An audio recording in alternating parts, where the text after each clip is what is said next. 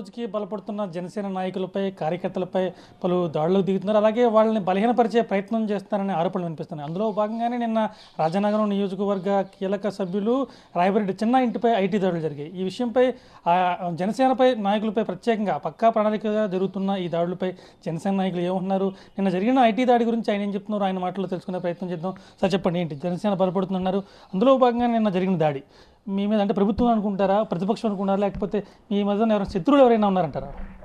వాస్తవం చెప్పాలంటే తూర్పుగోదావరి జిల్లాలో నిన్న జరిగిన సంఘటన బట్టి మొత్తం ప్రజలకు అందరికీ అర్థమైంది ఏంటంటే అంటే రాజానగరం నియోజకవర్గంలో జనసేన పార్టీ చాలా బలంగా ఉంది అనడానికి నిన్న జరిగిన సంఘటనే ఒక ఉదాహరణ. జిల్లాలో కూడా చాలా బలంగా జనసేన పార్టీ అయితే ఉంది. ఇలాంటి దాడులకి జనసేన పార్టీ నాయకులు కానీ జన సైనికులు కానీ జడిసే స్థాయిలో అయితే ఎవరూ లేరు. మా నాయకుడే ఇలాంటన్నిటిని ఎదిరించి ప్రాణాలను సైతం పక్కన పెట్టి వచ్చిన వ్యక్తి. ఆయన కింద పనిచేసే మేము ఆయన స్ఫూర్తితోనే ముందుకెళ్తాం. ఈ ఇలాంటి చర్యలకు పాల్పడుతున్న ప్రతి ఒక్కరికి మేము ఈ 99 ఛానల్ ద్వారా తెలియజేసుకోవాల్సింది ఏంటంటే ఇలాంటి వీటికి అయితే మేము ఎవరం భయపడం. ఇంకా ముందు ఇంకా ఉధృతం చేస్తూ పార్టీని బలోపేతం చేయడానికి మీ పార్టీ రోజు రోజుకి బలపడుతుందంటారంటే భారతీయ జనతా పార్టీ కావచ్చు, కాంగ్రెస్ పార్టీ నుంచి, వైఎస్ఆర్సీపీ నుంచి, అన్ని పార్టీల నుంచి కూడా జనసేన వైపు ఎక్కువగా మొగ్గు చూపుతున్నారు. ఈ నేపథ్యంలో మీ యొక్క రాజకీయ ఎదుగుదలను వరలేక ఇటువంటి చర్యలకు పాల్పడుతున్నారంటారా? 100% రాజానగరం నియోజకవర్గం వచ్చేసరికి మన ప్రజాదరణని చూసి వారవలేకే మనల్ని ఇబ్బందులు గురి చేయడం కోసం ఈ ప్రయత్నం అనడంలో ఎటువంటి సందేహం లేదు. అది ప్రతి నియోజకవర్గంలో ఉన్న ప్రతి ఒక్క ప్రజలందరికీ కూడా తెలిసిన విషయమే. అది నేను మళ్ళీ నా నోటితో చెప్పక్కర్లేదు.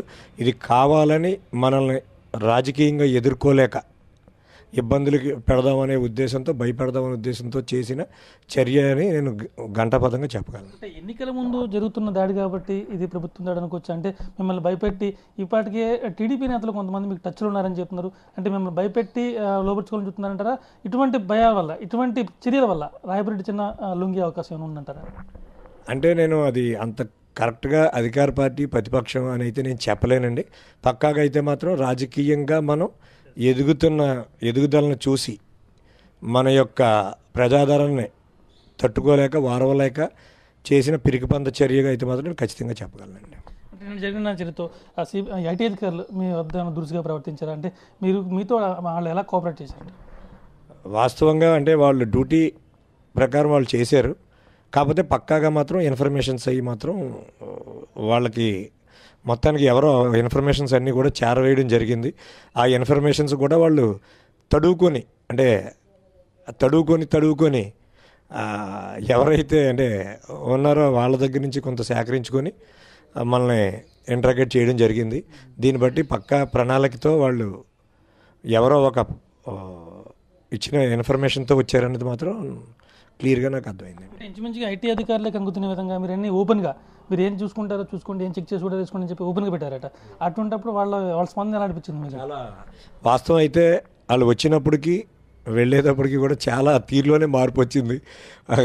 అంటే యాక్చువల్గా ఏంటంటే ఒక ఐటీ దాడులు చేయడానికి వచ్చిన వ్యక్తితో మాట్లాడినట్టుగా కాకుండా చాలా సోదరభావంతో వాళ్ళు నన్ను అంటే వెళ్ళే ముందు అయితే మాత్రం నాకు చాలా అంటే విషెస్ కూడా చెప్పి వెళ్ళడం జరిగింది. ఎందుకంటే ఇక్కడికి వచ్చాక సిచ్యువేషన్స్ అన్నీ చూశాక వాళ్ళకి కొన్ని విషయాలు తెలిసినాయి. అంటే నేను ప్రజలకి చేసిన సర్వీస్ కానీ మనం అంటే మన స్థాయికి అంటే అందనంత స్థాయిలో నేను కార్యక్రమాలు చేయడం ఇవన్నీ కూడా కొన్ని అనుకోకుండా వాళ్ళకి కనబడడం జరిగింది.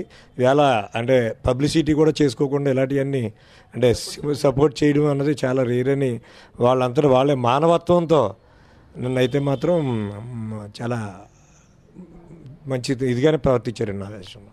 ఇది మొత్తం చూసుకుంటే రాజకీయ ఎదుగుదలను చూసి వరవలేకే ప్రతిపక్షం కావచ్చు, లేకపోతే ప్రధాన పార్టీ కావచ్చు, ఇవన్నీ కూడా కేవలం ఉద్దేశపూర్వకంగా చేస్తున్నాయి. రాజానగరం నియోజకవర్గంలో రాయబరెడ్డి చిన్న అంటే తెలియని వ్యక్తి ఎవరూ లేరు. ఈ నేపథ్యంలో రాజకీయంగా, భౌతికంగా కానీ ఇతరత్ర కానీ నన్ను దెబ్బకొట్టే పరిస్థితి వాళ్ళలేదు. కేవలం ఇలాగా మానసికంగా కానీ ఆర్థికంగా దెబ్బ కొడితే చిన్న లొంగుతున్నాడు అనుకున్నారేమో కానీ ఇటు పరిస్థితిలో ఉండదు. నాతో కేవలం నేనే కాదు, జనసేన నాయకులు కావచ్చు, కార్యకర్తలు కావచ్చు, ఎవరు కూడా ఇటువంటి బెదిరింపులకు లొంగే ప్రసక్తి లేదని చెప్పి చాలా ధీమాగా చెప్తున్నారు. కెమెరామెన్ సాయి కృష్ణతో రాజేష్, 99 టీవీ, తూర్పుగోదావరి జిల్లా. Please subscribe New Waves. ఇలాంటి మరిన్ని మంచి వీడియోలు కావాలని కోరుకుంటున్నారా? అయితే పక్కనే ఉన్న గంట సింబల్ను క్లిక్ చేయండి. అలాగే సబ్స్క్రైబ్ చేయండి.